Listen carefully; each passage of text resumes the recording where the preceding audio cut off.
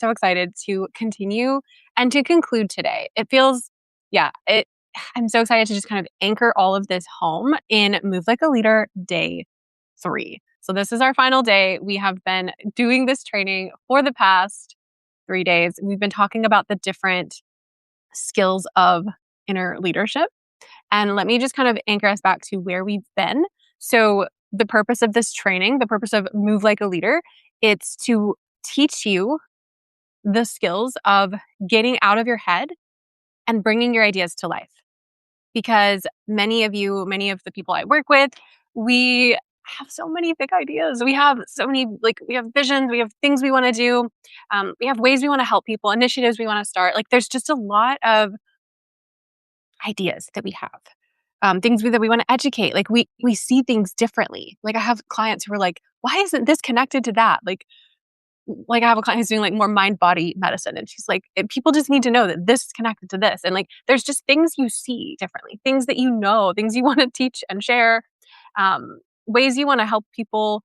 And when it comes to putting them out there into the world, you're hesitating, you're overthinking, you're trying to figure out what the right idea is. You're trying to figure out the right move. And even if you have an idea already starting, maybe you already have your business that is starting, but you're not putting the offers out there that you want to put out. You're not putting the content out there that you want to put out. You're not doing, you're not expressing your ideas to their fullest capacity. And so there's this sensation that I have felt, and the way I see it happening in people, sensation is like you're drowning in potential energy. There's just all this potential energy. There's all these things you could do. There's all these paths you could take. There's all these lives you could live, right? And we're not really acting on them.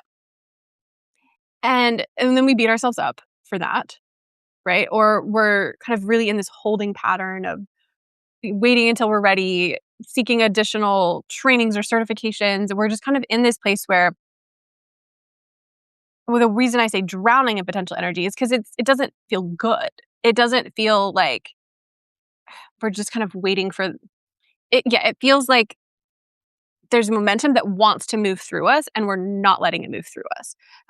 Because it also feels scary to let it move through us. So yeah, there's a lot of circling. There's a lot of looping. There's just you're just not quite starting. You're not quite launching the thing. And maybe there's a podcast you want to start, or a blog that you want to just put out there, or just a topic you want to speak on. Maybe you want to speak on stages. Maybe you want to go and do public speaking. But there's just something you want to do, something that's coming through you, but you're just not doing it yet. And it's really frustrating. And there's a sense of feeling disappointed in yourself, because it's you can't get yourself to act, or you're just, you just haven't found the right path to get in there. So maybe there's the sense of you don't know what the right thing is to do. You don't know what the right idea is. Or maybe it's that you do know the idea, but you're just scared to act on it. So either of those things, but either way, you're in this holding pattern. You're in this place of not moving forward. And I know I have been there. There was years and years that I did not take action. I don't think I told this in the first one, but there was years of things I did not do. You see me when I started my business, when I left residency, and when I start taking my bold action. But there was years of things I didn't do. In college, I wanted to start a blog, and I talked myself out of doing that. I wanted to start a blog about Cosmopolitan, doing all the things that the issue told me to do, and then writing about it, writing about my experience in med school. I wanted to start a blog about my just experiences in clinical medicine, and I wanted to just write about it. And then I got worried about HIPAA, and I didn't do it. I planned out some problems really far in advance. Obviously, you want to be mindful of HIPAA, but I just went into this story of it's going to be way too complicated for me to figure out how to navigate writing a blog and HIPAA. And so I just can't do it. It cannot be done. I wanted to be a Zumba teacher in college. Never did that. There's just all these things that I wanted to do for years, and I wouldn't act on them. right? I had this just Rolodex full of unacted on ideas. And it really gives me this sense of sadness is not the right word, but if I had never been able to get out of that, I would feel sad right now because you look back on like all of these mini like unlived lives, these like timelines that you didn't explore. And we can't do everything. We do have to make choices, but when the pattern is not doing anything and the pattern is thinking about the things, that becomes painful. I even do it on a micro scale. You may have noticed, so like this is the macro scale that it happens on, but you may have noticed it happening on a micro scale as well, where one way it shows up for me is I I get to a new place. This has happened here. I'm in Malaysia, but also in Mexico City, where there are I signed up for something called ClassPass. I think you guys have this in the States or wherever you are, where there's all these different like workout classes you can do. And there's ones like there's aerial yoga, there is like a K-pop class, there's hip hop, there's like all of like these fun things I want to try and do. And so I kind of plan them out in my head. I'm like, okay, I'm going to be the girl who like goes to this class and that class and that class. And then I just like don't do it. And I probably am over planning in my head, but it feels like I spend a lot of time planning out the classes I'm going to take and less time actually taking the classes or thinking about or like romanticizing myself as the person who takes all these classes, but not actually doing it. And then I actually met someone in Mexico City who like was the person I wanted to be. It's just so funny. This is so random, but it's just like a little example of it. But I met someone in Mexico City and she was doing that. Like she was like, "Oh yeah, I've been to the most." She like been to the most Fit Pass classes of anyone. Like she was getting like notifications from Fit Pass. I'm like, because Fit Pass is the one in the version of ClassPass in Mexico City, and she was like getting notifications from them of like awards for how many classes she'd been to, and she's like, I go to different classes all the time. Like it was her whole personality of every day she like tries a different class and she loves it, and she's like she's tried literally everything. And so I was like, oh, that's who I wanted to be. And then I met someone doing it and I was like, I'm not that. So that's really interesting. And I've had clients have things like that happen too, where it's like they'll see someone start a business and they're like, that's the business I was going to start. Like, what? And this is not to create like urgency around it because I still think there's room for people. Like, even if someone else has started something, like there's still room for you. But it just like shows. Elizabeth Gilbert actually talks about this in her book Big Magic, that it's like ideas will come to people. And then if you're not acting on them, they're like, all right, we're going to go find someone who will take us. They leave and they go to someone else. And so it's like other people are going to start doing the ideas that you have. They're going to write the books you want to write. They're going to start the magazine you want to start, build the community you want to build. And again, that's not to create like pressure. But there is a sense of urgency. I think it's a healthy urgency of like, hey, we really don't have all the time in the world. Like, what are we actually waiting for? So I feel like there's a way to do urgency that's like, you don't actually feel a sense of rush. You just feel a sense of permission to actually begin. That's kind of the way I think about urgency because I don't want anyone to feel like I have to race to start this thing. But it's like, hey, I don't know what we're waiting for. Like, let's just move. So it's like that kind of urgency. So that's potentially the state that you're in. If you are here with me live, feel free to like, mention anything that you're resonating with, that you're feeling. If you're watching replay also, or listening to the podcast, wherever you're consuming this, just like, let me know like where you are right now. Which of these things is landing with you? What is it that like, where is that sense of like unexpressed potential? I think that's what it feels like. It's like unexpressed, haunting potential. Where does that show up for you? What is that like? Whatever you want to share, I would love to just hear that because I think it also is nice to know. I think sometimes just like naming what's happening is really helpful. And the other part that I want to just drive home in this training is that the reason you're not making moves is not because you're a failure of a person. Right? Like that's not the point of this training is not to be like, get out there, go make your moves, rah, rah, let's go. It's like, actually, no. What I try to do with my clients, with myself, is we're getting curious about behavior and not judgmental. We're not judging our behavior, right? We're bringing curiosity to our behavior, right? We're like, that's so interesting. Why am I not taking action? Why do I keep talking about this but not doing it? Hmm. Isn't that interesting? That's one of my favorite just kind of lines that can bring you down of out of this judgment. It's just like, huh, isn't that interesting? It's interesting. But like I keep talking about this, you know? Like my friends just started laughing at me the other day because they're like, "Yeah, you keep saying that and I'm not doing it." Isn't that interesting? But there is something I really want to do that I think about and I'm not acting on it. Huh. I wonder what's happening with that. Like I wonder what's going on. And what I always want to do is we want to assume sort of positive intent to behavior. I believe this is a parts integration kind of a thing. What's it called? IFS parts thing, where it's like we're assuming everything we're doing in our body, there's some positive intent, or it's NLP as well. There's some positive intent. So, meaning the reason we're driven to a behavior is we're getting something from it, right? There's some benefit. There's a secondary gain, whatever you want to call it. But we're going to assume positive intent, like this behavior is doing something positive for me. And so, what is that? What is that? What am I gaining from that? What is what's the reason I'm doing this behavior and not that behavior? What's the reason I, yeah, have an idea, but I'm not acting on it? We're assuming this positive intent because I think that helps us to actually figure out what's going on. Because here's what I know.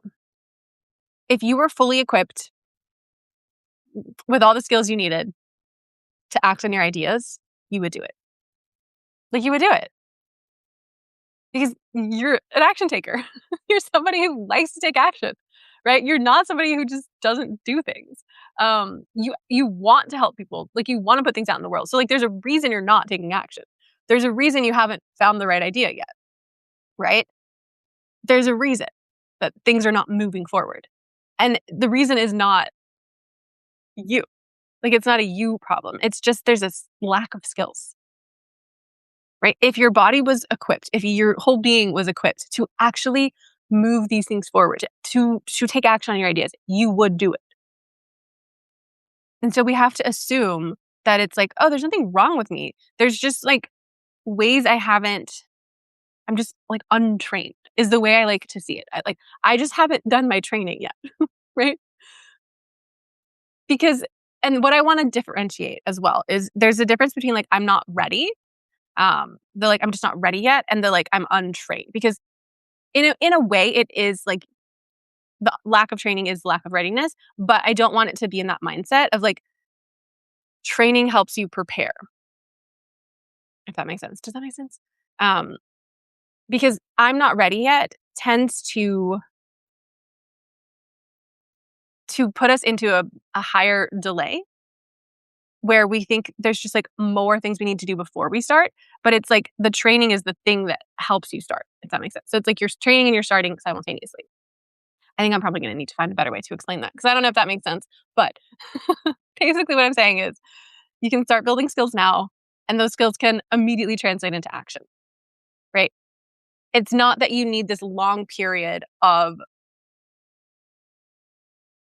like going back and getting a degree or getting a ton of experience in this one area for like years before you. So I think it's more like the timeline. It's like, yes, you're not ready, but it's not in the way you think. It's just like the readiness can be rectified quite quickly by starting to train some skills and to start to get you into momentum, right? It's not going to be like you go from nothing to doing everything, but it's the barrier to your first step is very small. The skills to train to make your first step very small. And so that's just what we got to do. And so the skills that we've talked about so far, the skills that help you start acting on your ideas, taking like moving, even though you don't have like the full picture. I feel like this is a big problem for a lot of us. We have an idea that feels too vague to act on. And so we're just kind of sitting there trying to get clarity in our mind. um, and so really we got to make moves. When you have directional clarity, that's enough. So then we take action. So it's essentially the vibe is wherever you are right now, you have enough and you know enough to take action. And the reason you're not taking action is just the skills. So what are the skills? Number one that we talked about is expansion capacity. So expansion capacity is your ability to consistently stretch out of your comfort zone, to grow towards the thing that you want, right? Because doing anything new requires you to get out of your comfort zone. And to get out of your comfort zone, you need to have kind of the emotion, like the nervous system capacity around that. Okay, so expansion capacity is the ability to consistently stretch out of your comfort zone, and then your comfort zone builds around you, and then you stretch again. And it's just sort of taking these steady step-by-step growth to get out of your comfort zone so that you can move towards what you want. Because that is what we all want. We call it a comfort zone. It's your familiar zone, right? But we don't want to go so far into our panic zone. Like we need to know how to little by little inch out of our comfort zone so that we don't go into panic and then collapse. And that's huge. Like expansion capacity, it's like you're still going to feel like you're taking risks, but they're micro risks as opposed to like these huge risks. They're like manageable risks. It's almost like risk management of your own nervous system. So it's like if you want to take a conservative route, like that's great. Like that's the sustainable thing to do. So that's expansion capacity. And then number two, lucid discernment, right? Lucid discernment we talked about yesterday. That is your ability to trust your own truth detecting mechanism, right? Like we all have this guidance system within us that is helping us detect the truth, and the truth evolves and the truth grows. The truth does not stay the same from moment to moment. And so there's something within us that helps us stay connected and detect what is true and kind of stay up to date with the evolving truth as it grows. And that's lucid discernment. And so when we have that skill, it's like we can trust the truth that we are detecting. We can trust ourselves as, I will say, like the arbitrators of truth, but like we give our own self authority to kind of determine what's true. I talked about this with my clients recently. It's like we become the rule book. We become our own, but it doesn't mean we force our truth on others because we know that they have their own truth detecting mechanisms, right? They have their own gnosis. They have their own lived experience of knowing truth. And so lucid discernment is being able to detect your truth, trusting that it is truth, right? Giving it weight and validity. And then the final part is allowing it to evolve, allowing your truth to evolve without letting it destabilize you, right? So you're not clinging too hard to any one truth as a permanent. The laws of impermanence. It's really big. Ugh, okay. I love talking about these things, if you can't tell. So that's the lucid discernment skill. All of these are made up of sub skills and probably sub skills, right? But I think it's helpful to classify them into a few big categories so we can really anchor in to what they are. And I feel like that's the perfect number. It just is. So we have three. We have lucid discernment, expansion capacity, and today we're finishing it out with, they're all my favorite in different ways because they're all so important. But this one has a different energy to it. Anti-fragile power. Anti-fragile power. Now, I've always talked about like personal power, like being connected to your own sense of power. That's empowerment. I feel like that's something we all do. But the part about this that has really added to it recently is when I've been observing the state of the world recently. I've been observing the state of the world and the way that people in power are acting. And there's this quote I read it was like, power corrupts. Absolute power corrupts. Absolutely. And that got me thinking about like, what are we talking about when we're talking about power? Because it feels like there's two different kinds of power. that are happening. And I actually looked at like the definition of power is it's like, I mean, there's the physics definition, but it's just generating forward momentum, right? Power. It's your ability to generate forward momentum. So that we're talking with power. The ability to make things happen, really. Forward momentum, make things happen, power. But there's two different ways of power, two different operations of power. There's one that's like the power it comes from intimidation, comes from like bullying, it comes from control. It comes from I guess part of control is like depriving people of resources, kind of creating this contrived scarcity. Coercive and control dominating based power, right? That's a form of power. And that's the form of power that I think most of us are used to seeing. Like when we think power, when we think of that quote, power corrupts, absolute power corrupts absolutely. Yeah, with that kind of power, it does. And the thing about that kind of power, it's very unskilled. It is a very unskilled and unsustainable power. It is very easily threatened. And that's why it has to use so much control. And it cannot last. Like we know that it cannot last, this type of power. And I don't even have a name for this type of power. I guess it's just like fragile power.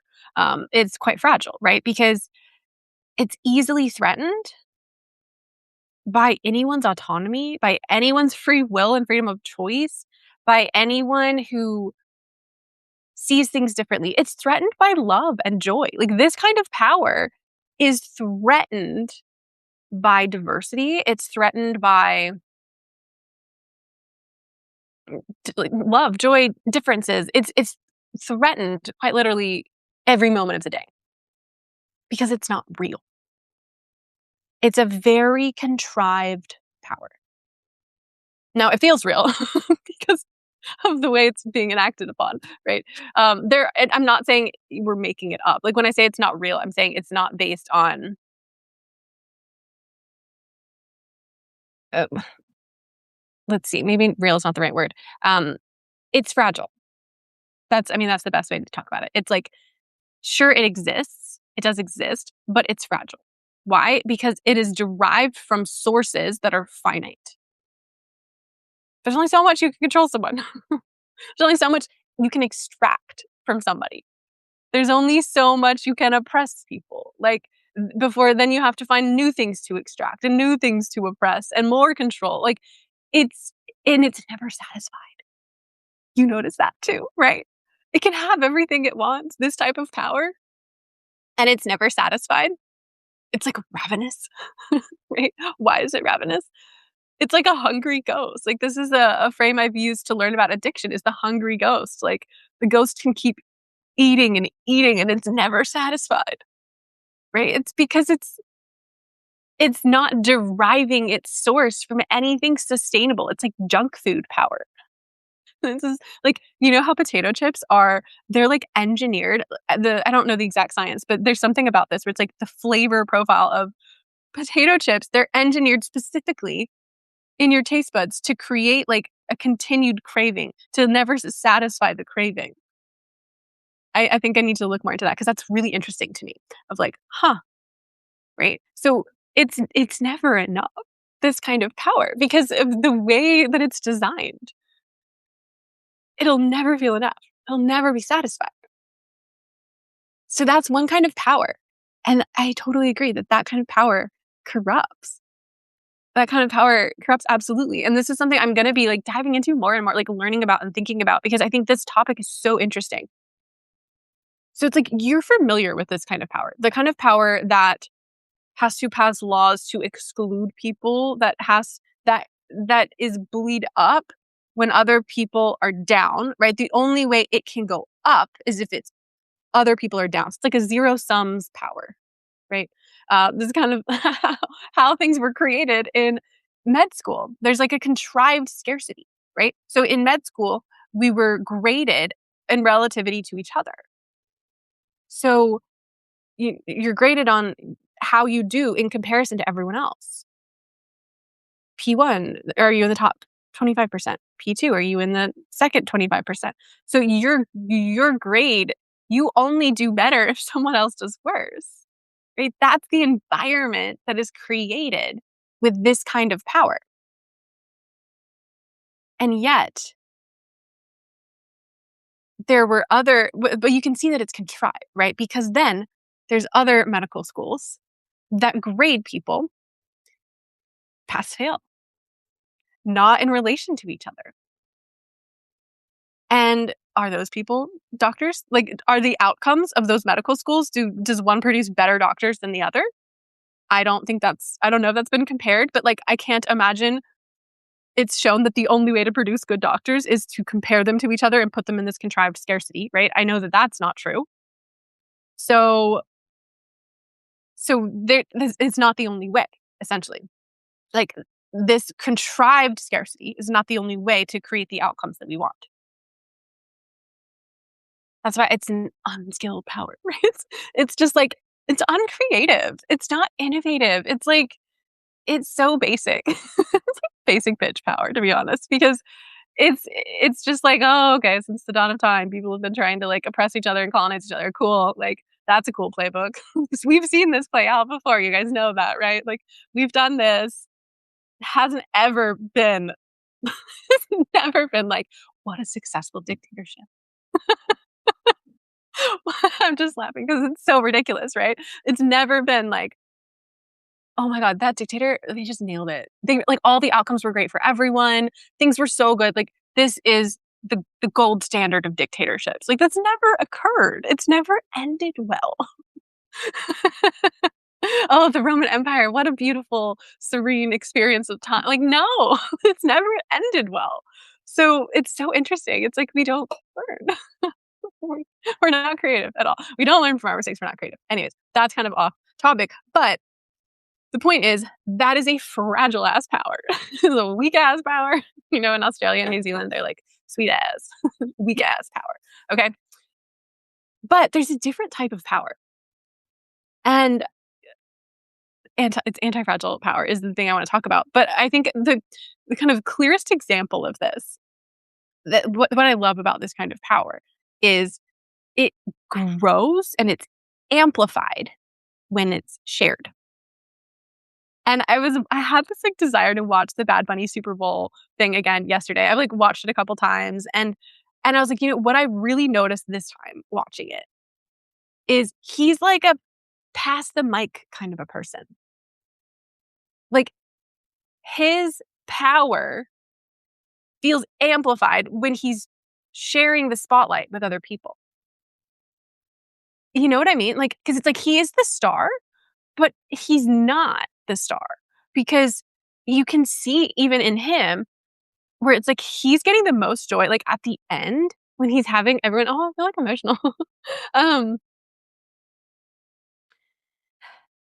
he's having everyone sing in with him and like join in with him. And he gives his Grammy to the kid. And it's like, this kind of power grows when it's shared. And you can feel that. You can feel that, like, it's not that he has less power in the performance. It's not that he's less powerful or memorable, because at the end, he's not even singing into the mic. He's just like letting the audience sing. And it's like, he's not diminished from that. And the power of everyone grows. He has the people get married who like asked him, they invited him to the wedding, and then he has them get married. And then he has like everyone, it's like a collective power. It grows when shared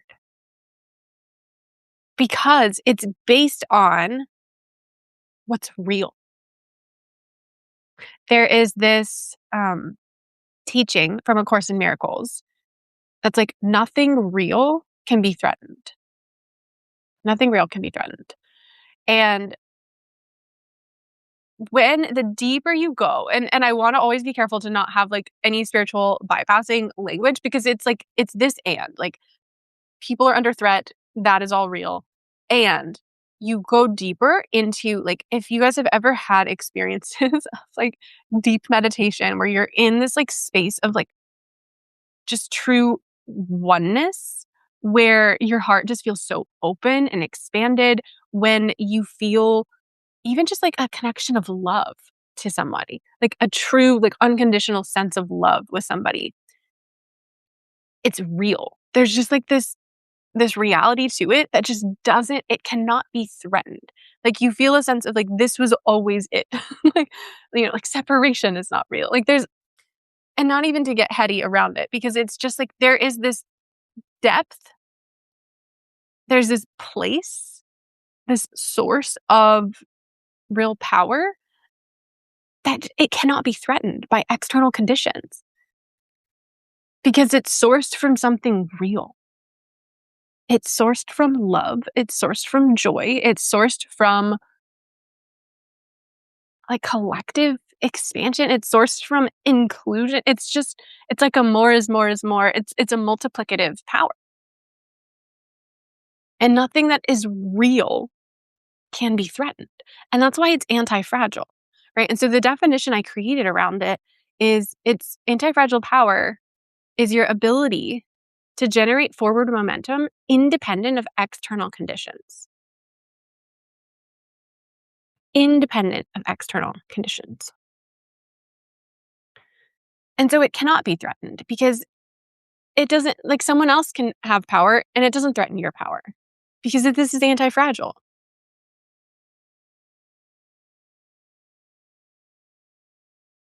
And so what I want to talk about a few things with it. Um, I think it's such a big topic, but yeah, I want to talk about a few of the sub skills because I think this will help us understand it a little bit more. And then we'll talk about like when it's undertrained, and we don't have it, like the things that we default to. Because we talked about kind of one way that it defaults, but another way. Because what I said initially about the fragile kind of power is it's unskilled, right? Why is it unskilled? Because it's relying on ways of assuming power that are not, yeah, that are not reliant on skill. It's sort of like the blunt edge version of power instead of um, the like precision kind of a power. Meaning, one of the skills of anti-fragile power is learning like clear and direct communication. And probably even more than that. There's like a lot of communication skills required in power. Why is that required for anti-fragile power? Because when you don't know how to communicate, express your desires, express your vision, get people on board, when you don't know how to use language to achieve outcomes, you use violence. When you don't know how to use language to connect with people, when you don't know how to use language to express the things that you want and need, you kind of have to use weird ways to get it, right? Like if you think of like in a relationship, like the reason things get toxic for a lot of people is they don't know how to communicate. They don't know how to communicate themselves, like what I actually want, what would make me happy and fulfilled in a relationship. So they kind of do all these weird behaviors to try to manipulate people to get what they want. When if they just were clear and direct, they could get what they wanted or find someone else to get what they wanted. So clear and direct communication is a huge part of this anti-fragile power because what that does is it gives us the ability to generate forward momentum towards what we want without coercing and forcing, right? It's like non-force based. It's like we can control the things we control, influence the things we can influence, and then let everything else go. Another big part of it is tolerance of uncertainty, right? We talked about yesterday tolerance of ambiguity, and I think they're very much linked, but a little bit different. Tolerance of uncertainty is we don't we need to have the ability to have external conditions be in flux. Things are up in the air. Like we need to allow for things to not be certain. We can't need this black and white kind of a thing. We can't need to guarantee outcomes and predict and control, right? Because the less we tolerate uncertainty, the more we try to control. And so if we have this openness and allowing of uncertainty, then there's less control, right? And control is one of the mechanisms of like the fragile power. And so if we're defaulting to controlling, we're losing, especially controlling things we cannot control. And there's very few things we can control. So tolerance of uncertainty is really important because it prevents us. It's like we grow the muscle of tolerance of uncertainty and the muscle of control atrophies because we don't need to use it as much. If we do not have the tolerance of uncertainty muscle, we rely on the control muscle. And then detaching emotion from feedback. This is a really important one, is we need to have the ability to have neutrality with feedback. We need to be able to use feedback, adjust from feedback, but not attach emotion and meaning to it.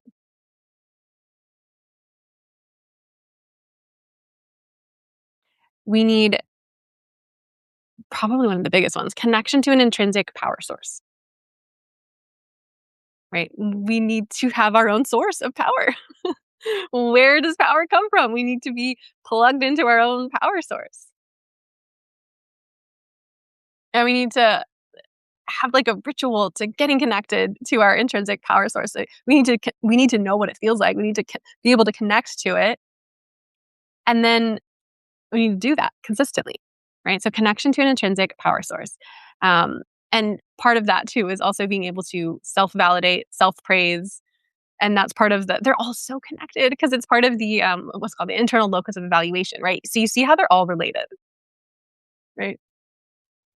So that's anti-fragile power, your ability to generate forward momentum independent of external conditions. Because without this, your momentum is reliant on the external, right? Your momentum, you're like, oh, I'm going to keep posting on social media if I'm getting likes. I'm going to keep, I don't know, showing up and like selling my offer if people are buying. I'm going to put this idea out into the world. I'm going to write a blog or start a podcast if people download, if people like it, if people praise me for it, right? If your momentum is outsourced to these external conditions, if other people like it, if it's being validated, then it's the external conditions are inherently unstable. We live in a universe where there's a law of impermanence. It just kind of dominates things, unfortunately. Just is what it is.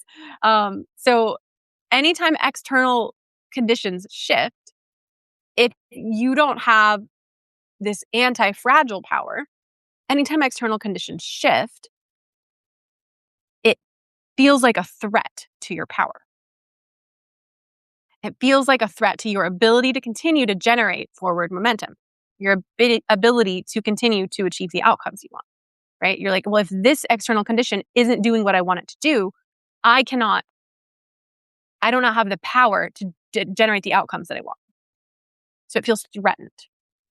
And then there's two things we do. One is we kind of retreat. Our power is threatened. We retreat. Then our momentum breaks. And then we're in that cycle. Or we control. And then the momentum continues through force, right? Then we push harder. This doesn't have to be through over others, right? It's like, it could be, we're forcing ourselves to do things. Like we're like, I'm just going to work harder and I'm going to push more and I'm going to really like study longer hours, and we're controlling.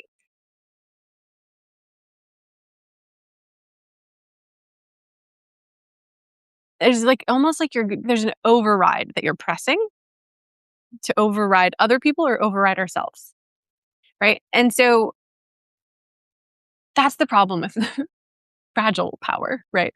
Is conditions are inherently unstable.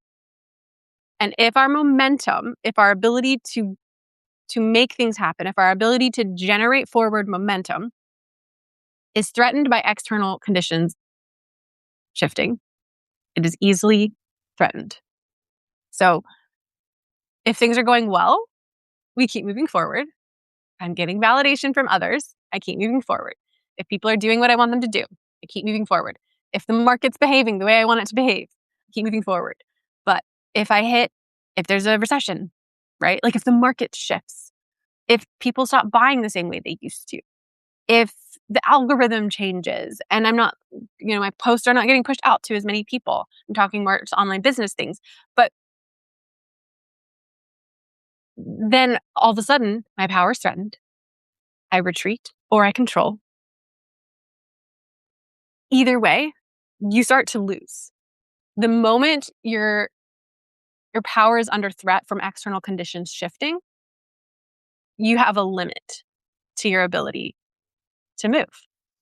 Your power is automatically limited if it's reliant on external conditions going the way you want them to go.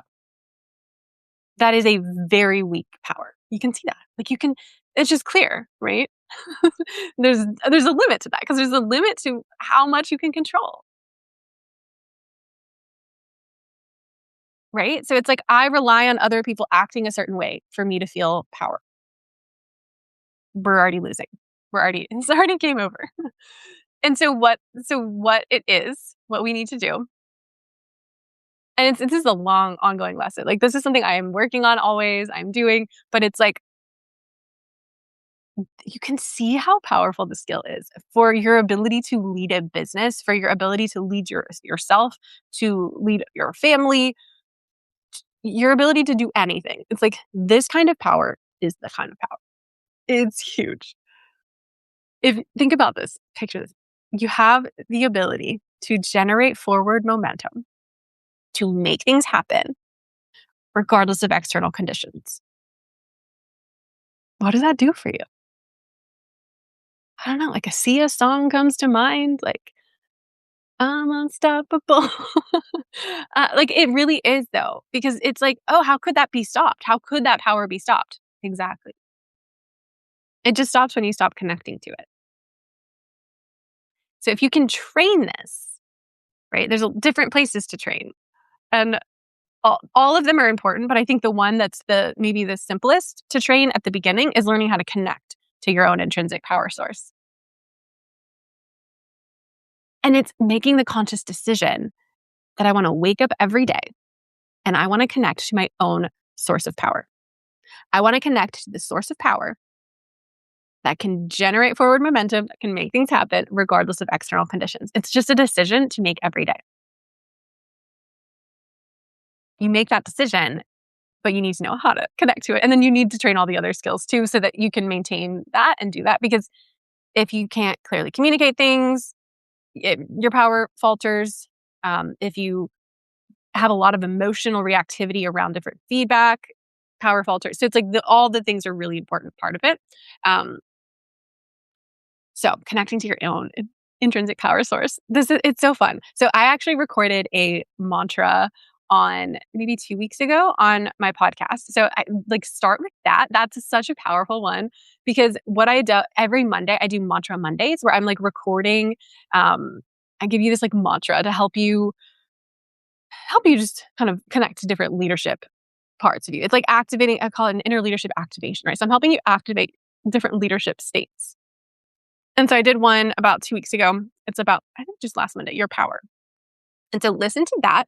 That will really help you as part of if you have nothing else, that is a morning ritual. You turn that on, there's music.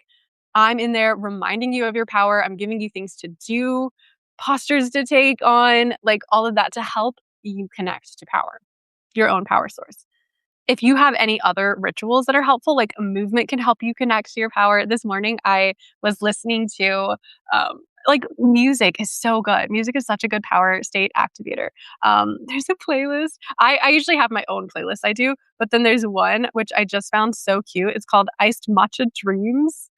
How adorable. And then because I also have my iced matcha, so I was like, this is such a vibe. So I was just like listening to music and like dancing, and I was like, this is my power source. You could listen to any speakers or YouTube videos or things that inspire you, because what they're doing is they're helping point you back to your power, right? Because it's like you can kind of borrow power from other people to generate your own. But the thing is, the people you're borrowing it from, you want to be sure they're coming from a place of anti-fragile power, right? Because if the hype person you're listening to is, someone who has a lot of power, but it's power that's coming from oppressing people, or it's a fragile power, it's gonna kind of bleed in. That's gonna bleed into you as well. So I tend to, as much as I can, yeah, like I think music is a really good one for me. There are certain teachers I like to listen to that help remind me of my own power. But I think those are the main things. It's like I can tell you the ritual. And it's like we all know this. Like we all know that like if you dance to something in the morning, you're gonna feel better. That if you turn on music and I don't know, just like we all know that there's things that can make us like you go on a walk. We know that that can make us feel better, feel more powerful. But the thing that we're not doing is making the decision every day to connect to our power.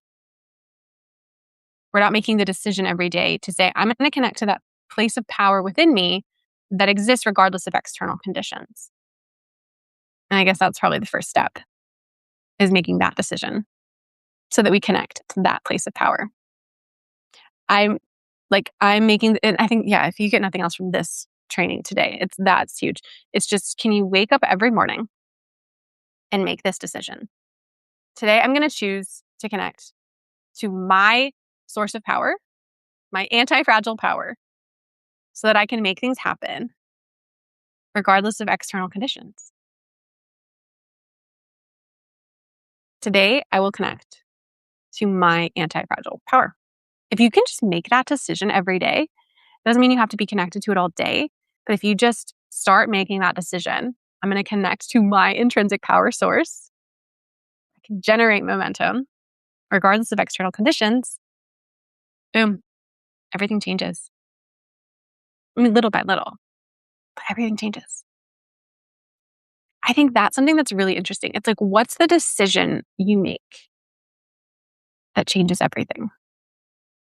And decisions do change everything if you make an actual decision. So what is an actual decision? It's not something that's just written in your head. An actual decision is cutting off other options. So there's an action that is taken from your decision. And the action can be something like, this would be an example of like a very simple one. Like, okay, I'm making the decision to wake up every morning and choose to connect my power. Well, what's the real decision here? You could just write. I actually did this recently. I wrote on my mirror, what reality are you going to choose today? So every day when I'm getting up, I'm asked that question to myself. And that I'm like, oh yeah, I choose my reality. Oh yeah, I create my power. Cool. Boom. So it's like an action, follow the decision. An action locks in a decision is what we'll say. Action locks in a decision. So you make a decision. What's the decision you want to make? Do you want to make the decision to connect to your anti-fragile power every morning? To wake up and choose to be powerful regardless of external conditions? I will choose my power.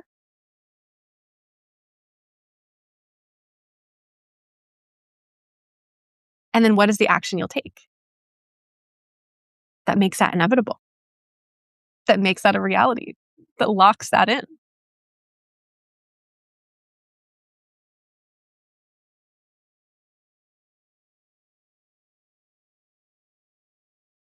It could be the action. It could be just like setting up a system that helps you wake up like that. Like my system is like writing something on the mirror, right? It could be, I'm just doing like morning routine stuff. But it could be actually what I want to do soon is like, I want to set up, there's like ways to do little shortcuts and automations on your phone. And there's a certain YouTube video I want to listen to every morning. It's like Abraham Hicks morning rampage. I just want to listen to that every morning. So I want to set it up where it goes off when my alarm goes off. But if you have like an Alexa or something, you could do something like that. Set an automation with your alarm. These are just like simple ones. These are system behavioral ones, but they matter. They add up, right? It's like an action is like you're doing something different to eliminate options that go against your decision. Right? You make a decision. Decision is this is the path I'm choosing. I'm cutting off other paths. And then what's the action I take to cut off the other paths? That's a decision. What's the action I take to make that inevitable?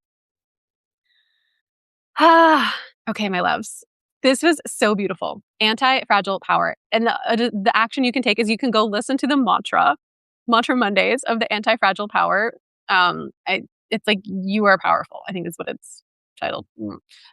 It'll be pretty obvious. So that's one you can do. It's on the Substack if you're here. It's on the podcast if you're listening over there. But that's a really, like, you can just make a decision. I'm listening to that every day. In my power. Wonderful. And the other decision you can make is to join us for the pre-sale. So I will give you guys this invite one more time. I'll send out, I think, 2 emails to just give you all the information, which is not much information. But as you know, this work that we're doing here, that I've introduced over these past 3 days, is briefly introduced. This is the work of training your leadership skills. And it's this work of training your leadership skills that allows you to become the person, the version of you. We're not becoming someone new. We're becoming you. We're becoming just like kind of like your best self, but not your best self that's like takes all the right supplements and like has the right workout routine. It's like we're just becoming. I always think of it as like David, the Michelangelo thing, where it's like, how did you make that statue of David, that marble statue? And he was like, oh, I just had this block of marble and then I just removed everything that wasn't David. That's what we're doing. That's all we're doing, right? We're connecting you to that version of you. We're removing all of the things that you are not. And we're connecting and like reestablishing. We're shedding all the other stuff and we're allowing you to become the version of you that brings your dreams to life, that brings your ideas into reality, that launches the blog, writes the book, does the podcast, starts the business, builds the retreats, like does the things. We're launching, we're creating, not even creating, we're uncovering. Yeah. No. We're uncovering that version of you. That's what this work is. This work is, when I say training your leadership skills, it is, we're training skills, but essentially those skills, this is what it is. Those skills are what allows you to be you in a world that keeps trying to get you to be something else, that keeps trying to get you to conform, right? The reason we need to train these leadership skills is because we're living in a crazy world, right? If we just lived in a world where like, we didn't, I don't know, like there wasn't a patriarchy or there wasn't all these systems of oppression, like we wouldn't need to do this work. I feel like we would just naturally be the people that we are. However, we also accept reality here. We accept the realities that we exist within. And so what that means is we train your leadership skills.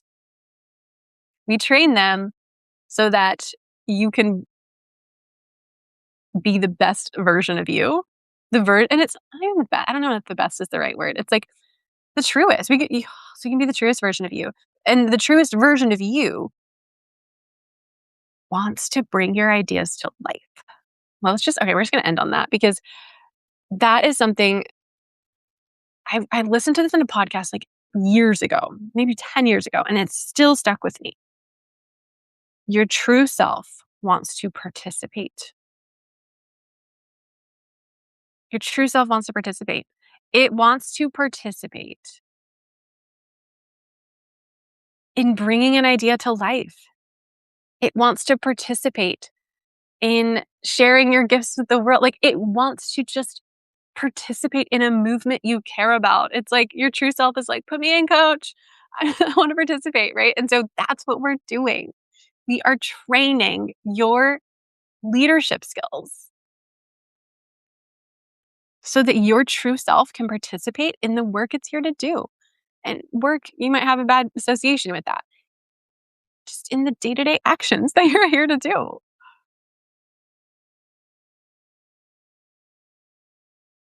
Mm, I love that frame. Your true self wants to participate. And so that's what we're helping you do inside the academy. Now, just quick little logistical moments around that. To remind you, I'm not giving all of the information just yet because it's not fully formed. There's still, for me, there's still ideas that are happening. Here's the stuff that you can know at this moment. And I'm not trying to be weird. This is just what I know right now. The things that you can know right now. Number one is um, there's a pre-sale happening in this moment, and it goes until March 2nd. So pre-sale happening now until March 2nd. And it's for a group experience I'm calling the Academy. The information about the Academy that we have is 1, memoir book club, 2, skills training, like monthly skills training experiences. And then 3 is a Sunday reset. And I might call it like Sunday study hall. But yeah, it's like a Sunday reset where it's like I the way I'm saying it and conceptualizing it, it's like we're going to church together, but I don't want to add like a culty component to it. But it's just like a place where we come to heal, to release, to restore, right? So there's like a masculine energy inside the academy of like we're training our skills. And then there's this feminine softness energy of like, and we're healing and we're coming together and we're connecting. Um, so it's beautiful because I think any container I've created when I tried to make it all masculine or all feminine, it needs both. It needs both of the energies, or yin or yang, however you want to talk about that. So that's the academy. It's kind of like unleashing your best self. You're unleashing your truest self. And so the pre-sale again happens for now until March 2nd. And it's just a short window of time where we don't have a ton of information. But if you're feeling pulled to this work, if you're feeling pulled to join, then the benefit of joining now is you get just the best price point. So I'm doing like basically 50% off right now. And so when you join, it's like, let's see, for the whole year, it's $9.99. Normally it's going to be $1,888. And then if you join for just 3 months, it'll be, I think like $299, I believe. And normally that's like $588.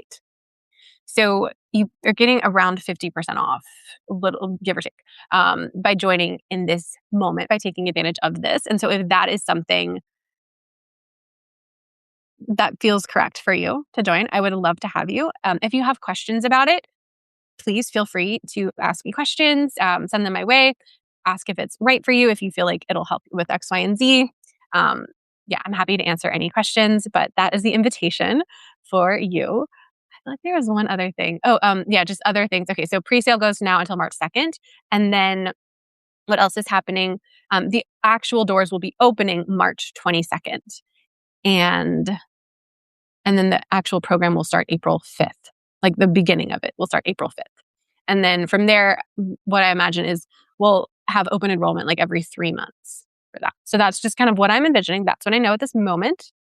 I know a little bit more than I'm not telling you. But then just overall tagline, it's the space where healers become leaders. Yeah. Oh, it's so good. Oh my gosh. Yeah. I feel so good about this. If you're already in my world, if you're already like in the sanctuary, if you're already in anything with me, you're going to be, depending on your renewal, um, you get great deals and all the things. So I'll reach out to you guys individually. Everyone who's already in my world, and we'll talk about what that looks like to get in there. But yeah, that's what I got for now. So anti-fragile power is today. Let me just do a quick review. And then I'm going to go. I'm taking a nice decompression day in nature with a friend. Okay. Move like a leader. What have we learned? We have learned that there are three main skills that we need to train to take our ideas and bring them into reality. And those skills are expansion capacity. Okay, I'm trying to find the exact definition I wrote for that. Yeah. Okay. Hmm. Oh, yeah. Expansion capacity, the ability to consistently grow without collapsing. That makes you calm. I can consistently grow without collapsing. I'm calm. The second skill, lucid discernment. It's the ability to trust your gnosis, your internal sense of knowing, and allow it to evolve without destabilizing. And that makes you centered. And then anti fragile power is the ability to generate forward momentum independent of external conditions. And that makes you confident.